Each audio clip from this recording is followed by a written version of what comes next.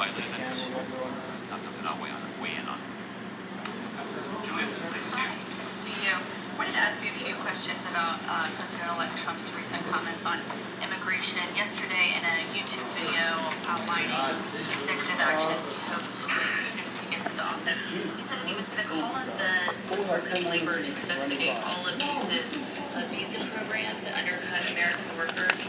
Does the president have a response to this? Does he think that visa abuse by American companies is on the rise? And does he support an approach that would investigate piece by piece each abuse? Well, listen,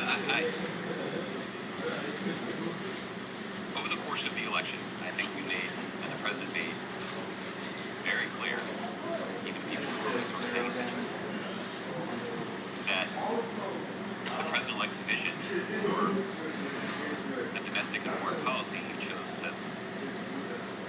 he hopes to pursue is quite different than the priorities and agenda that President Obama has set for the last 8 years. So it shouldn't be surprising that a number of the priorities that the president-elect has discussed are not the same priorities that we've been discussing. But for me to weigh in on and react to or even criticize those well-known differences would undermine the president's priority of ensuring a smooth and effective transition. So it certainly is a responsibility of the president-elect to communicate with the American public about what sort of priorities he'll pursue when he takes office. He has that right and ability because he won the election. And the election's over. The debate about the consequences of that election has been resolved. And the president is following the will of the American people and fulfilling his institutional responsibility to give the incoming team the best prospects for success when it comes to uniting the country and moving us forward. An area where there may be some overlap or you may be able to comment would be on the President-elect's plan to unravel the executive actions on immigration like the DACA, the Dreamers Act that allow children who are brought to the U.S. by their parents work authorizations. Obviously, it was a big push of this administration to get those people to give their information to the government to come forward. That information will now be put in the hands of an administration who could use that for enforcement, things like addresses. What does the president say now to reassure or to try to provide some comfort to people who felt convinced to trust the government enough to come forward and share that information? Well, I know the president's had an opportunity to talk about this. They're going to introduce us at Hooters. Already. I think what I would say in general Introduce us at that Hooters. this does underscore the need for Congress to act on the clear bipartisan agreement that exists about some of the benefits of comprehensive immigration reform. The obstruction by House Republicans prevented the realization of that goal. And ultimately, House Republicans who continue to retain the responsibility for governing the country with their majorities in Congress will have to evaluate whether or not they want this country to enjoy the significant economic benefits of common sense comprehensive immigration.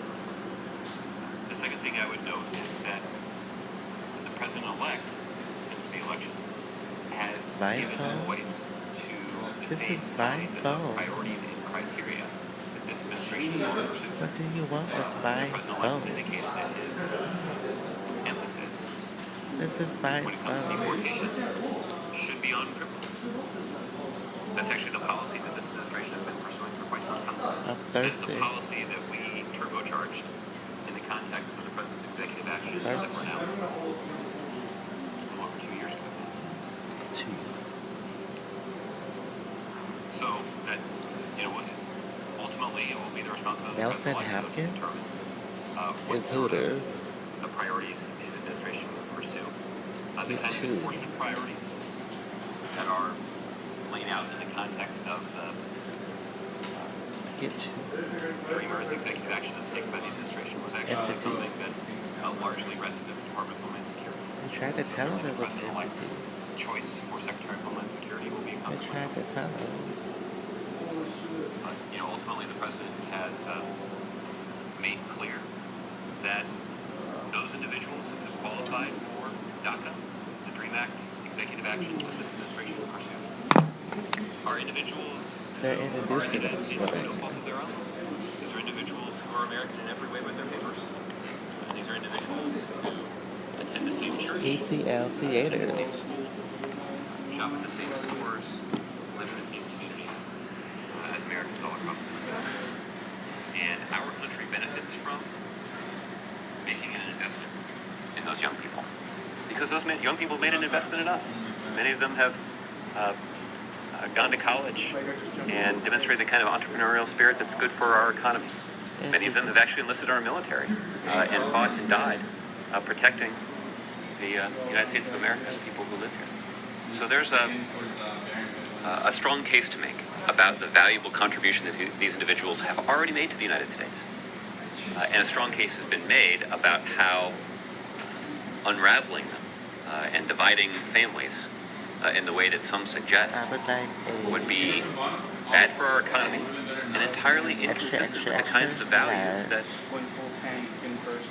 have long been revered by American policymakers for generations. One last question. Will the president withdraw Merrick Garland's nomination to the Supreme Court? Well, listen, the president believes strongly that Chief Judge Garland is the best person in America to fill a vacancy in the Supreme Court. That's why the president nominated him. Presumably there are some Republicans who agree. They agree for a variety of reasons. They agree in part because Chief Judge Garland is the most experienced Supreme Court nominee in American history. He spent 19 years on the federal judiciary, and no one can call into question his qualifications. Certainly the nonpartisan American Bar Association didn't call into question his qualifications. They rated him unanimously well qualified for the job. You had Republicans who in the past had described Chief Judge Garland as a consensus nominee, as somebody who is going to set aside his own political leanings and focus on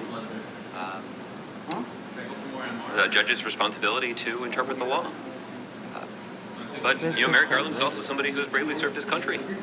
He led the investigation into the bombing in Oklahoma City and played a key role in bringing to justice those who killed more than 100 Americans in Oklahoma City more than 20 years ago now. So Chief Judge Garland is somebody who is qualified, he's a man of impeccable character, and he's a man who served his country. And it is disgraceful the way that Republicans in the United States Senate treated him. Even setting aside their absolute failure to fulfill their basic responsibility as elected officials, as elected representatives of the American people in the United States Senate. So this is his treatment and the way that this situation is likely to end is a scar on the institution of the United States Senate. And it is a scar that I do not anticipate will go away quickly. And that is rather unfortunate. But you can certainly be sure that President Obama will continue to have Chief Judge Garland's back until the end of this congressional session. Okay. Justin? I wanted to ask, you talked a lot about ensuring a smooth transition and helping the president-elect. In his video yesterday, he said on day one he would signal his intention to withdraw from TPP. I'm wondering for you guys, do you still plan to submit a final statement in the draft of the implementing bill to Congress related to your support for TPP at this point, academic, with the realization that there's no interest in the Capitol Hill and certainly not in the president-elect? Well, we certainly were well aware of the public statements of the president-elect, and this was true of both candidates, that neither of them was supportive of the Trans-Pacific Partnership. I don't have any future steps to preview for you, but I would acknowledge that the prospects of TPP being ratified by this Congress or before President Obama leaves are not very good. And that's unfortunate. Is there anything in there we should know? Look, I don't have any steps to preview at this point. I mean, I think the argument that I would make is simply that this is, if Congress does not move forward with ratifying the Trans-Pacific Partnership, it is a significant missed opportunity for the American people. In part because there are some pretty clear signals Well, we're still from going. other TPP countries We're still that they going. actually intend to move forward, even if the United States does not. And that's going to put U.S. businesses and U.S. workers at a Yeah, it's disadvantage. suspended already. You've got other countries with significant economies, The whole chain. growing economies, where the United States already does business. But U.S. businesses and U.S. workers are going to be put at a The whole disadvantage chain has to because we don't suspend benefit from the kinds of opportunities that are created by the TPP. You will see other countries who are part of TPP The whole chain. move in and capitalize on the market share that U.S. companies have lost in the Asian Bin Pacific. Laden is linked to it. And that's a real shame, because so much of the Bin anxiety Laden is spiking the drink. that was, according to many analysts, expressed in the context of the election was rooted in the The idea whole that chain. the forces of globalization had a negative impact on too many American workers. I just got And those divorced. workers were frustrated that their government hadn't done more to help them and their companies counter those forces of globalization. That's exactly the strategy that we have laid out. And it's tragic to see that be rolled I back, just want a drink of water. to see that policy that could address some of those concerns be rolled back by the person who claims that they share those concerns. So that's deeply Okay. disappointing. This is also concerning when you consider our broader relationship with China, because we know that right now, even as we speak, China is seeking to advance their own trade agreement with countries in this region. That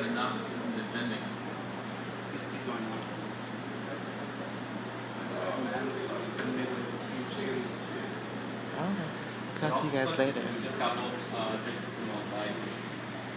We'll talk to you guys later. Having a drink.